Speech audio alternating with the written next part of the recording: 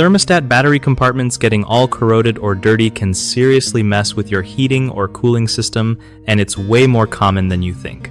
So, if your thermostat keeps acting up or just won't power on, first thing you want to do is check the battery compartment.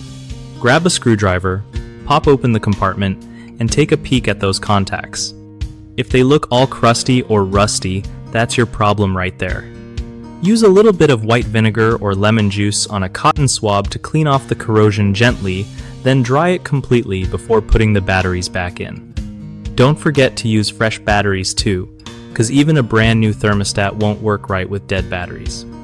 While you're at it, check if the battery compartment itself is loose or damaged, and tighten or replace it if needed. Also, keep an eye on the battery type. Using the wrong size can cause poor contact.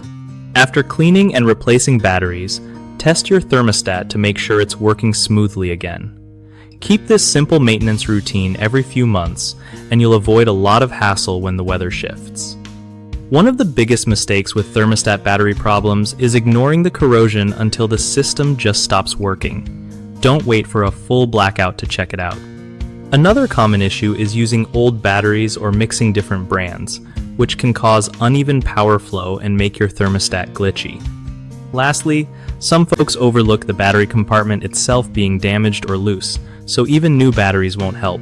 Make sure that part is solid and snug to keep the power steady. BigHomeProjects.com makes it super easy for homeowners to find trusted local contractors who really know what they're doing for any home repairs or upgrades.